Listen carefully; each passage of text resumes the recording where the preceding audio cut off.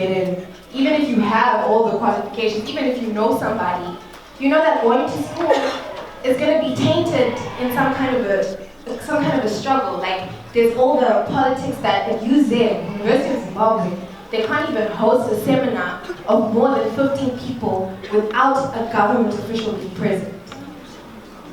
How does that make any kind of sense? How is it that the history, even the history we learn in high school, is approved by a certain group of people, and we're not even allowed to learn about the history of our own country as it happened, but how it happened to, for, and by certain people? I mean, we've all seen in the last week with these war vets march. Guys, how is a war veteran 30 years old when we got independence? Yes, thank you.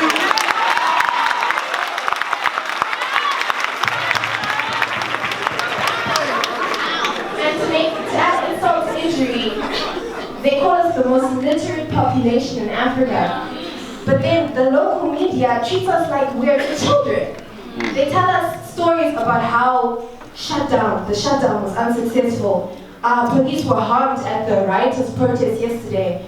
About how this flag is nothing but people in the diaspora being keyboard warriors, that no one in Zimbabwe is actually concerned. They're telling us that we, as people, do not have a political agency to think for ourselves.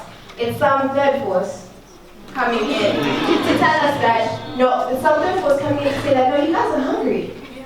No, you guys, there's no money. And we're being told, no, there's plenty enough to go around. You guys are just lazy.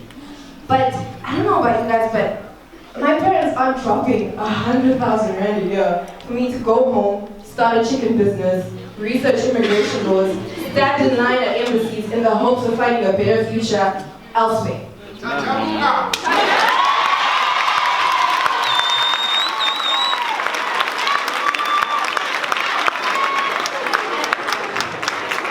the end of the day, the grass is always greener when you water it. And all we want is an opportunity to go home and water our own grass. It's so simple. Even our national anthem says, may our leaders be exemplary. We're not asking to overthrow anyone. We're not trying to, subvert a constitution and elected government. All we're asking for is an opportunity to be a part of, to share in the riches that our country has, to be able to go outside with the intention of coming home, and to be able to build a house for ourselves, for our children after, and most of all, just at the end of the day, for me a basic thing would be, I'd like for my children to have a passport as a luxury, not a necessity. I would like to be able to stay home and plant actual roots, and to be able to make a change in my space, in my environment, with my people. Just guys, I want to go home. And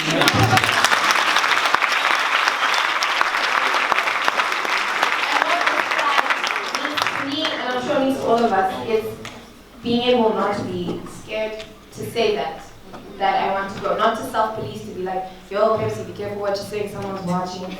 Not to be afraid of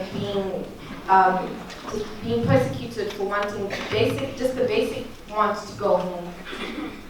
So thank you all for coming, and also thank you, Pastor E, for just starting all of this for us and giving us the bravery to be able to gather as more than 15 people today and to have an unfiltered conversation about the state of our country. Thank you.